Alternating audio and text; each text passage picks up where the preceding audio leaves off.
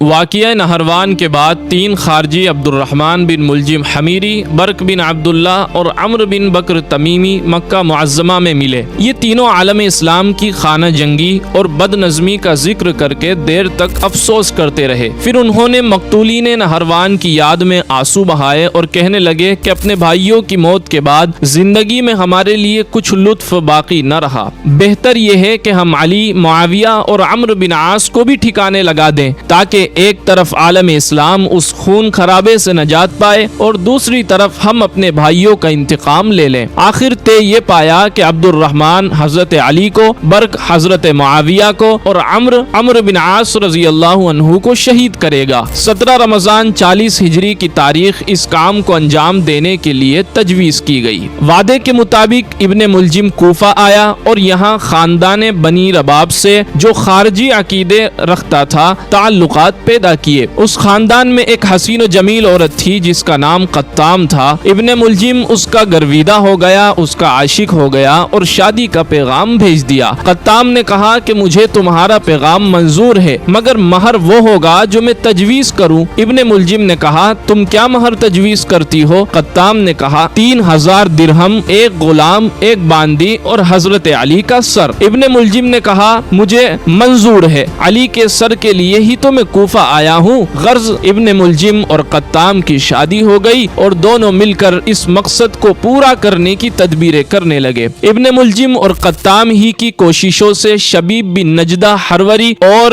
دردان خارجی بھی اس سازش میں شریک ہو گئے۔ 17 رمضان 40 ہجری جمعہ کی رات کو تینوں جامع کوفہ میں چھپ کر بیٹھ گئے۔ فجر کے وقت حضرت علی رضی اللہ عنہ مسجد میں داخل ہوئے اور عادت کے مطابق سونے والوں کو نماز کے لیے جگانا شروع کر دیا۔ شبیب کمین گاہ سے نکلا اور حضرت علی پر تلوار کا وار کیا۔ آپ محراب میں گر پڑے۔ اب ابن ملجم آگے بڑھا اور حضرت امیر کے سر مبارک پر وار کیا۔ حضرت علی کی داڑھی خون میں تربتر ہو گئی۔ آپ نے پکار کر کہا میرے قاتل کو پکڑو۔ دردان اور شبیب دونوں بھاگ نکلے لیکن ابن ملجم پکڑ لیا گیا۔ حضرت علی کو آپ کے مکان پر لایا گیا اور ابن ملجم کو آپ کے سامنے پیش کیا گیا۔ آپ نے فرمایا اگر میں مر گیا تو اس شخص کو قتل کر دینا اور زندہ رہا تو جو سزا مناسب سمجھوں گا دے دوں گا۔ چنانچہ آخرکار اسی دن اور رات کو حضرت علی رضی اللہ تعالیٰ عنہ کا انتقال ہو گیا اور آپ اس دنیا سے رحلت فرما گئے۔ انا للہ و انا الیہ راجعون۔ حضرت امیر کے انتقال کے بعد حضرت حسن رضی اللہ عنہ نے ابن ملجم کو بلایا۔ ابن ملجم نے کہا کہ میں علی کی طرح معاویہ کے قتل کا بھی ارادہ کر چکا ہوں، اگر آپ اجازت دیں تو میں اس فرض کو ادا کر لوں۔ میں وعدہ کرتا ہوں کہ اگر میں زندہ رہا تو ضرور حاضر خدمت ہو جاؤں گا۔ حضرت حسن رضی اللہ عنہ نے ابن ملجم کی اس درخواست کو رد کر دیا اور عبداللہ بن جعفر کو قتل کا حکم دیا۔ ابن ملجم کا دوسرا ساتھی برق بن عبداللہ دمشق پہنچا